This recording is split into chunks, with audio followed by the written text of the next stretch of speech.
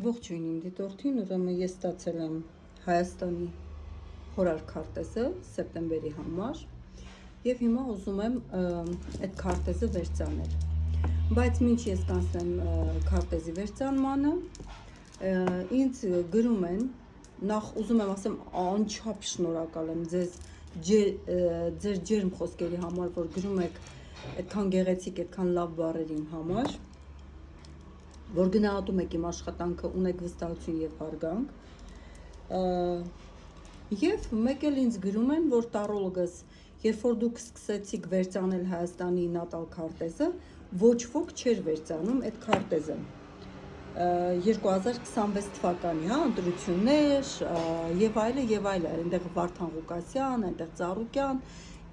ես այդպես մանրամասը վերցանեցի քարտեզները, այնտեղ Պուտիններ, Թրամփներ, ովքեր որ հետևում են միշտ էջին, կհիշեն։ Եվ իրականում ոչ ոք չէր վերցանել ու հիմա սկսեցին խոսքս աստղաբանների մասին չի։ Չնայած աստղաբաններն էլ այդ ժամանակ դեռ չէին արել, հետո սկսեցին անել եւ կար այնտեղ շատ մեծ զուգադիպություն, հիմա քանի որ իրենք աստղաբան են եւ արդեն պրոֆեսիոնալ աստղաբաններ են, ես չեմ կարծում, որ իրանք կրկնած կլինեն, այլ իրենք էլ փաստորեն ոչ մի չի փոխվում, հա, երբ որ նայում ես նույն նատալ կարտն է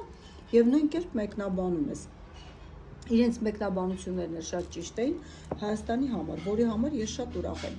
Նատալ քարտ ուսումնասիրելու, հորար քարտեզ ուսումնասիրելու կամ ընդհանրապես թվագիտություն եւ այլը, դրանց մենաշնորհը մենակ իմը չի։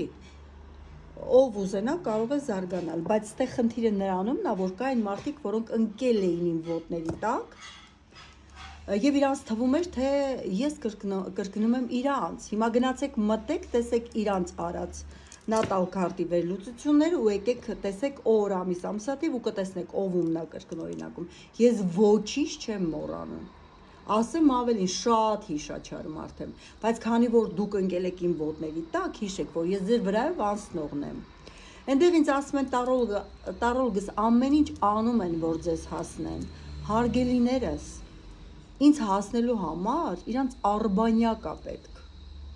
կասմանավտ է պետք, բայց իրանց ձեռքի ունեցած ընդամենը սամոկատ է,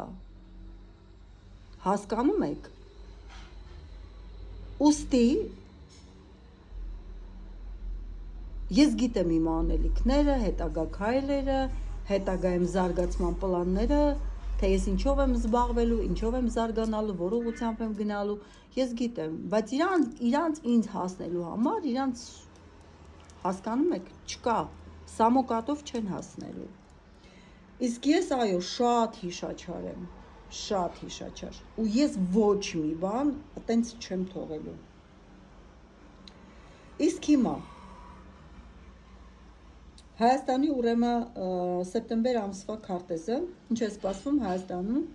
2026 թվականին, ուրեմն ասցենդենտը երկվորյակներում սա ցույց է տալիս, որ ամիսը լինելու է շատ ակտիվ տեղեկատվական դաշտի, քննարկումների, բանակցությունների եւ տեղաշարժերի շարժման հետ։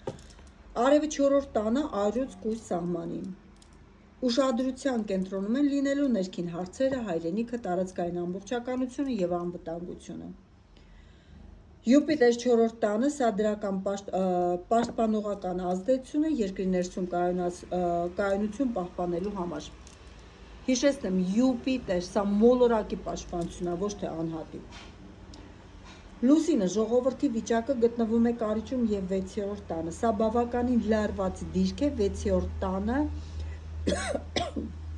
6-րդ տունը կներեք, համապատասխանում է աշխատանքի, առողջապահության, ամենօրյա հոգսերի եւ բանակի համար։ Կարիճի լուսինը հուշում է բնակչության մոտ էմոցիոնալ մեծ լարվածություն, անհանգստությունների կամ ճգնաժամերի իրավիճակների մասին։ Մարսը 2-րդ տան խեցգետնում, ֆինանսական տնտեսական դաշտում հնարավոր են սուր ծախսեր կամ լարվածություններ։ Ուրեմն առաջին տուն երկրի ընդհանուր վիճակը, իմիջը, ժողովրդի ինքնազգացողությունը, Ուրան գտնվում է առաջին տան երկվորյակներում, սա հուշում է անսպասելի իրադարձությունների, կտրուկ փոփոխությունների, տեղեկատվական բումի, կամ հասարակական տրամադրությունների հանկարծակի տատանումների մասին։ Երկրի ներսում կարող են լինել բարեփոխումներ կամ վերակազմավորումների ալիք։ Երկրորդ տուն՝ տնտեսություն, ֆինանսներ, բյուջե, ազգային հարստություն։ Մարսը գտնվում է երկրորդ տան խեցգետնում։ Մարսը ֆինանսական տանը բերում է սուր ծախսեր, ռիսկեր կամ ակտիվ տնտեսական պայքար, քանի որ այն խեցգետնում է, ծախսերը կամ ֆինանսական միջոցների ուղղվածությունը կարող է կապված լինել ներքին անվտանգության, պաշտպանության կամ սահմանների հետ։ Երրորդ տուն՝ տրանսպորտ, կապ, հարևան երկրներ, լրատվամիջոցներ, բանակցություն։ Այս տանը մոլորակներ չկան, բայց այն սկսվում է խեցգետնից, ինչը նշանակում է, որ հարևանների հետ կապված թեմաները մնում են էմոցիոնալ և զգայուն։ Չորրորդ տուն՝ հայրենիք, տարածք, ներքին կայունություն, ընդդիմություն։ Յուպիտերը գտնվում է չորրորդ տան սկզբում, այրություն։ Սա շատ լավ է, պաշտպանողական ցուցիչ է և տալիս է ներքին կայունություն, աջակցություն, հույս երկրի ներսում։ Մերկուրին գտնվում է չորրորդ տանը կույսում, սա հուշում է, որ սեպտեմբերին լինելու են պրագմատիվ գործնական քննարկումներ և հստակ հաշվարկներ կապված ներքին հարցերի կամ սահմանների հետ։ Արև գտնվում է չորրորդ տան կույսում, ուշադրության հիմնական կենտրոնը կիզակետը, լինելու է երկրի ներքին կյանքը, հողը, պետականությունը և հիմքերը։ Հինգերորդ տուն՝ մշակույթ, սպորտ, երեխաներ և ժողովրդագրություն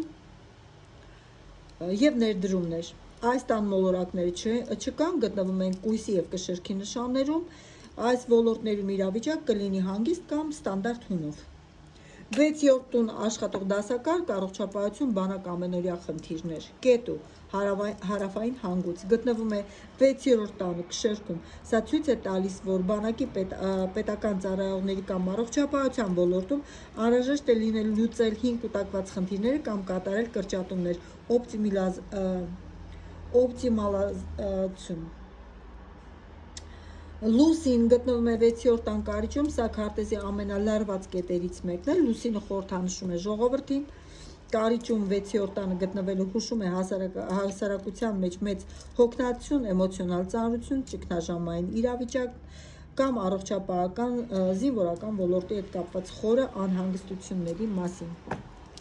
Վեներան գտնվում է վեցերորդ տան վերջում կշեռքում, սա մեղմացնող հանգամանք է, որը օգնում է խաղաղեցնել կոնֆլիկտները կամ գտնել դիվանագիտական լուծումներ աշխատանքային կամ սոցիալական հարցերում։ 7-րդ տուն՝ արտաքին քաղաքականություն, գործընկերներ, բացահայտ թշնամիներ, պայմանագրեր։ Այս տանը մոլորակներ չկան, գտնվում են աղեղնավորում, սակայն տան տիրակալը Յուպիտերն է, որը չորրորդ տանն է, ինչը նշանակում է, որ արտաքին հարաբերությունները ուղղակիորեն ազդելու են երկրի ներքին անվտանգության վրա։ 8-րդ տուն՝ ճգնաժամեր, կորուստներ, արտաքին պարտքեր, խոշոր ֆինանսներ։ Այս տանը մոլորակներ չկան, գտնվում են աջ եղջյուրում, սա նշանակում է, որ սեպտեմբերի մեծ անկառավարելի ֆինանսական աղետներ կամ նոր խոշոր ճգնաժամեր Հայաստանում չեն սպասվում։ 9-րդ տուն՝ միջազգային իրավունք, դատարաններ, կրոն, հեռավոր կապեր։ Պլուտոն հետընթաց գտնվում է 9-րդ տանը Ջրոսում, սա ցույց է տալիս, որ միջազգային ատյաններում, արտաքին աշխարհի հետ հարաբերություններում կամ գլոբալ աշխարհաքաղաքականության մեջ տեղի է ունենում խորքային տրանսֆորմացիոն գործընթացներ, որոնք անդրադառնում են նաև Հայաստանի վրա։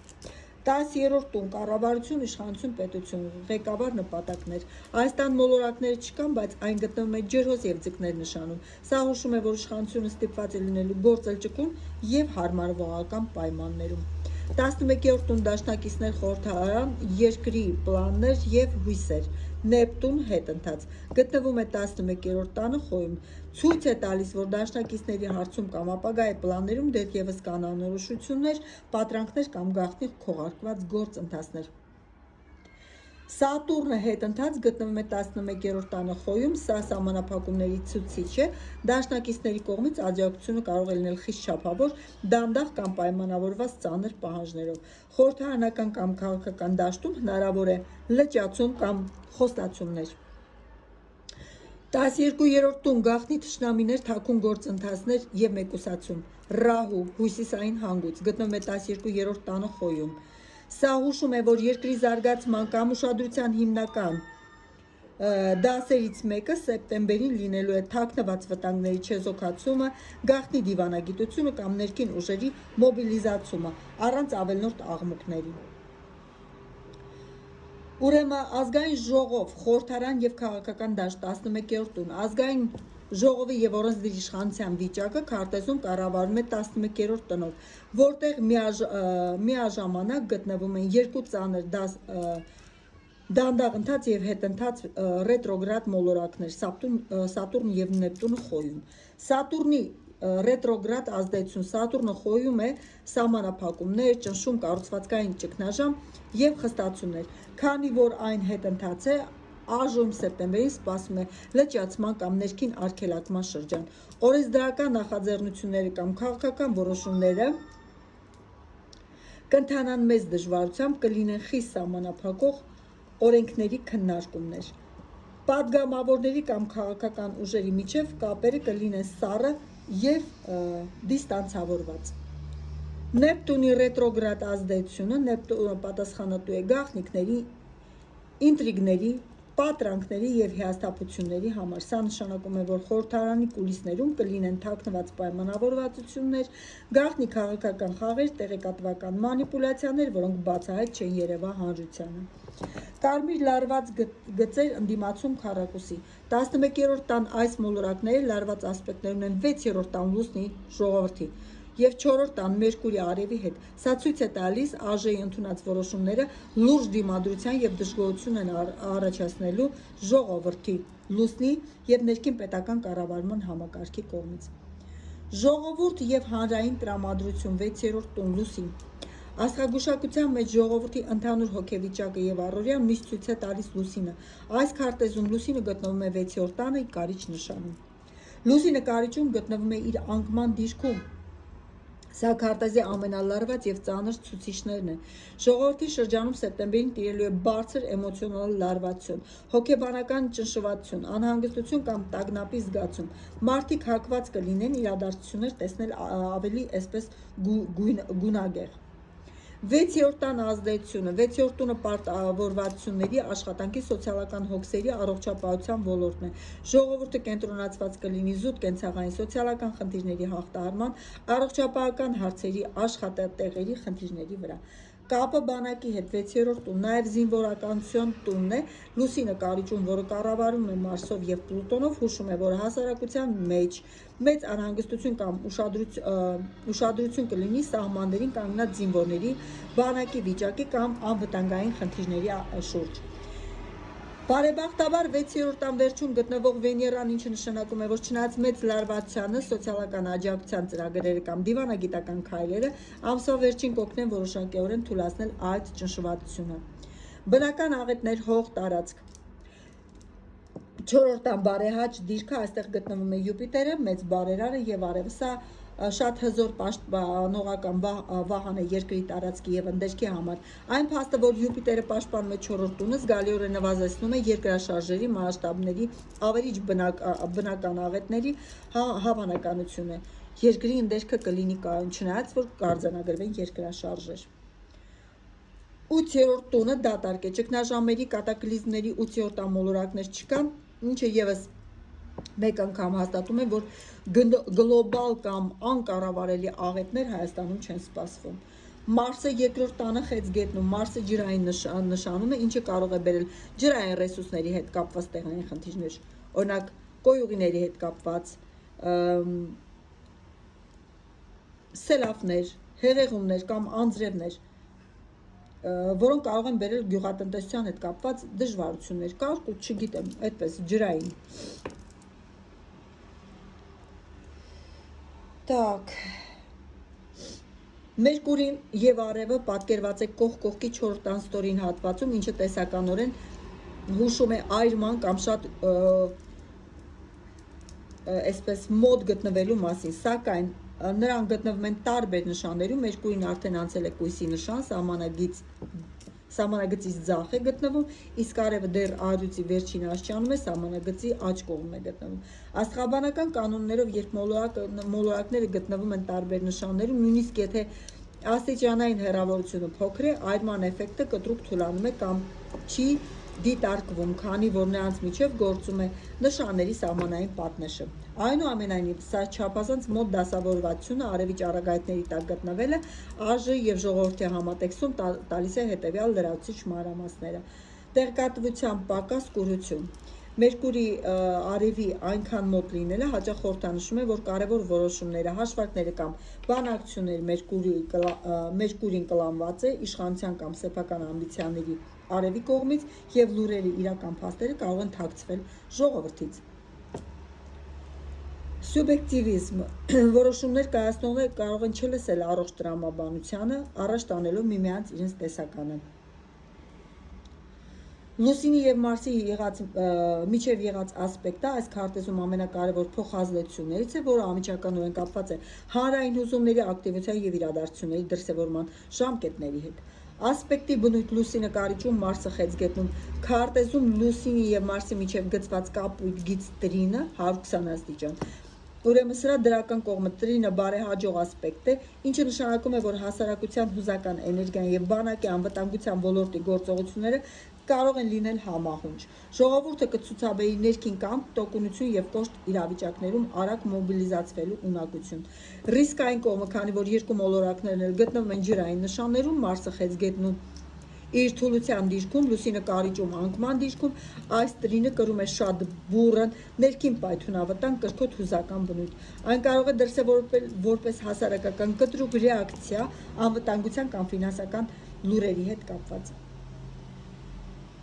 Աստղագուշակության մեջ իրադարձությունների հասունացման տեսանելի դառնալու ժամկետը որոշում է Լուսնի շարժման մինչև Մարսի հետ ճշգրիտ էկզակտ ասպեկտ կազմելը։ Առաջին ալիք սեպտեմբերի սկիզբ, սեպտեմբերի 3-ից մինչև 5-ը, որտեղ քարտեզը կազմվել է օգոստոսի վերջին օրերին, սեպտեմբերի հենց առաջին օրերին Լուսնի անցումը հաջորդ տներով կակտիվացնի Մարսի լարվածությունը, երկրորդ տան ֆինանսներ, ծախսեր։ Սա այն շրջանը, երբ քարտեզում նշված սոցիալական հոգսերն ու լարվածությունը կդառնան զգալի։ Երկրորդ ալիք սեպտեմբերի 15-ից մինչև 18-ը լիալուսնի շրջան։ Ամենահավանական ժամանակն է, երբ ԱԺ-ի 11-րդ տունը և ժողովրդի 6-րդ տան միջև եղած հակասությունները կամ ներքին քաղաքական դժգոհությունները կդառնան ավելի բացահայտ և ավելի տեսանելի։ Լուսնի, Մարսի, ԱԺ-ի, Սատուրնի, Նեպտունի միջև տեղի ունեցած աստղաբանական բախումը խորհրդանշում է լուրջ հակասություն, որը առաջանալու է երկրի ղեկավարման վերնախավի հասարակության 2026 թվականի սեպտեմբերի միջև։ Իշխանության ԱԺ դիրքորոշում, կույր, կոշտություն և պատրանքներ։ Ազգային ժողովի տանը գտնվող Սատուրնը և Նեպտունը հետընթաց խոյում ցույց են տալիս օրենսդիր և քաղաքական իշխանությունը սեպտեմբերին գործելու է խիստ սուբյեկտիվ և կտրուկ։ Սատուրնը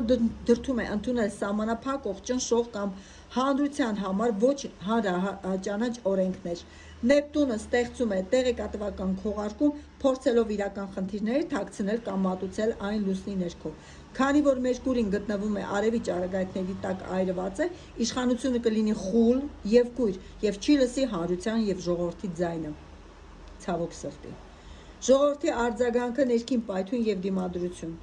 Լուսնի և Մարսի միջև եղած ջրային Տրինը կապը ակտիվացնում է ինքնապաշտպանության վնասը։ Ժողովուրդը կզգավորի է ներքին կայունությունը, ավանդական արժեքները կամ ընտանեկան, սոցիալական անվտանգությունը, Մարսը խեցգետնում վտանգված է։ Լուսնի 6-րդ տան դիրքը հուշում է, որ բախման հիմնական դրդապատճառը լինելու է ոչ թե վերացական քաղաքականությունը, այլ զուտ կենցաղային, աշխատանքային, սոցիալական կամ բանակային վերաբերվող շատ այսպես կոնկրետ ցավոտ թեմաները։ Բախման հանգույցները, իշխանության փորձերը վերահսկողության տակ պահել իրավիճակը կամ անցանկալի իր որոշումը կբախվեն հասարակության կոշտ հոգեբանական կամ գործնական դիմադրությանը։ Սա կարող է արտահայտվել գործադուլների, սոցիալական բողոքների, համացանցերի, մեծ ալիքների կամ արհմիությունների աշխատավորների ակտիվացմանը։ 6-րդ տուն։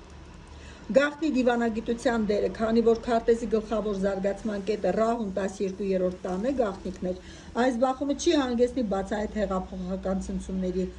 հարցերին և ի վերջո կլուծվեն կուլիսային թաքնված պայմանավորվածությունների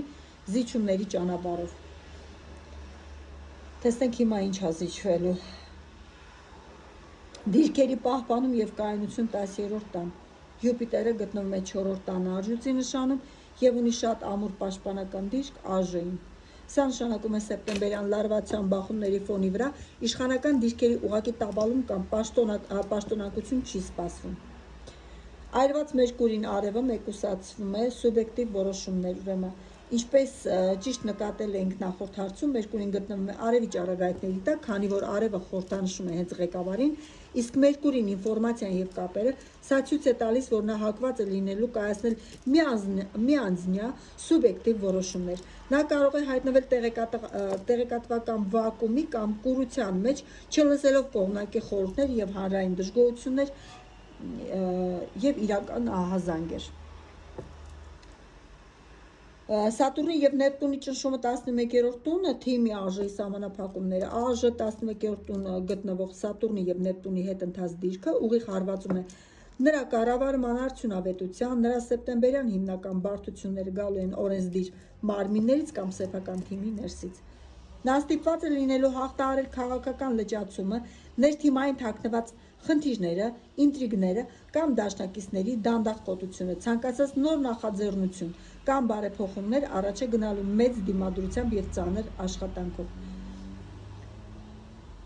Ուրեմն 6-րդ տան կարիճը ժողովուրդը լարված ասպեկտ քառակուսին բախումը 4-րդ տան արևի Յուպիտերի հետ, սա նշանակում է սեպտեմբերին նրա հանրային վարկանիշը եւ էմոցիոնալ կապը հանրության հետ կլինի բավականին ցածր եւ լարված մակարդակի վրա։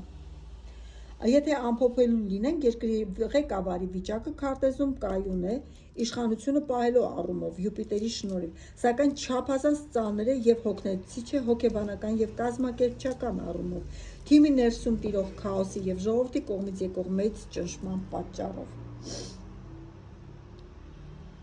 Քայքայումը, ուրեմն քաղաքական թիմի եւ ներքին հենարանների վիճակը, ներսից գնացող քայքայման եւ թուլացման գործընթացը, թիմի եւ ԱԺ-ի փտումը, 11-րդ տուն, Սատուրն-Նեպտուն, երկուսն էլ հետընթաց վիճակում, աստղաբանության մեջ ուղիղ նշանակում է համակարգի ներքին քայքայում։ Նեպտունը բերում է գաղտնի դավաճանություններ, ներքին ինտրիգներ, կոռուպցիոն սկանդալներ, վստահության կորուստ թիմի ներսում, մարդիկ նրա կողքին սկսում են գործել սեփական շահերից ելնելով եւ թաքուն խաղեր խաղալով։ Սատուրնը ցույց է տալիս, որ հին հենարանները, որոնց վրա հենվում էր, այլևս չի գործելու։ Թիմը կորցնում է իր կուռ կառուցվածքը, դառնում է անկառավարելի եւ դանդաղ։ Կարիճ լուսին 6-րդ տանը փաստում է, որ այդ հենարանը սպառված է, ժողովրդի էմոցիոնալ կապը ղեկավարի հետ կտրված է եւ տիրում է հիասթափություն եւ օտարացում։ Так.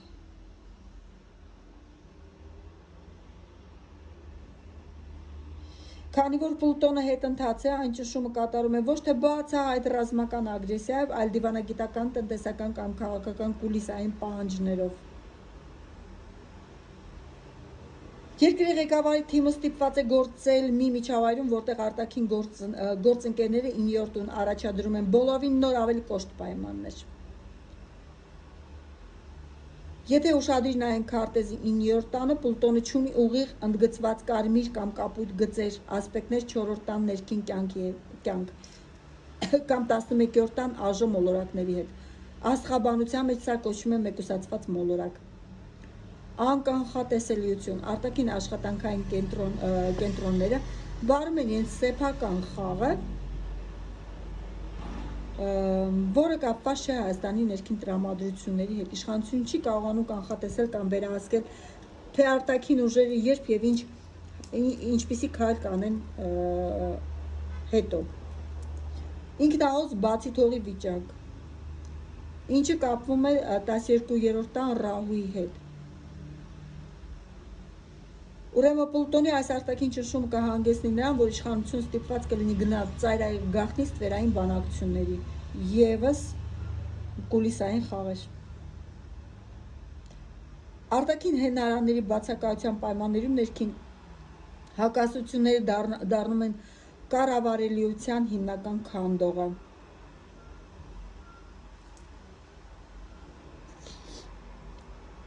Ղեկավարի բացարձակ խուլություն Արև եւ Մերկուրի չի հետաքրքրում իրան։ Չկա ժողովրդի իրա թիմի եւ ԱԺ-ի շենքում առողջ երկխոսություն։ Սառը պատերազմ թիմի ներսում Սատուրն Նեպտուն, ներքին սապոդաժ եւ անվստահություն, Նեպտունը ռետրոգրադ։ Կառավարման կատված, ոչ մի պաշտոնյա չի ցանկանում իր վրա պատասխանատվություն վերցնել եւ ամեն բան խաղում ու ձգձգում են։ Սոցիալական եւ հոգեբանական ճգնաժամ Լուսինը կարիճում։ Ամենամեծ վտանգը աշխատավոր դասակարգ, բանակ, հանրություն, առողջապահություն, ժողովրդի մոտ կուտակված հսկայական ներքին ագրեսիա, հոգնածություն եւ դժգոհություն։ Ժողովրդին զոհաբերում են եւ այս ամենը 6-րդ տան հետ զոհաբերվում է հանուն իշխանության ամբիցիաների։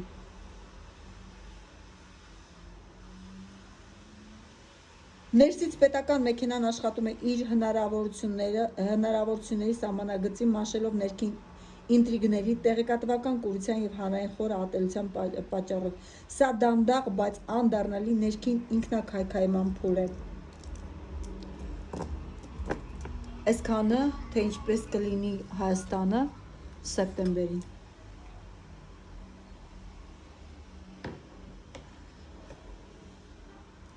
Եթե հարցեր կառաջանան ձեր մոտ, կարող եք գրել մեկնաբանություններում։ Եթե հարմար լինի, կանրադառնամ։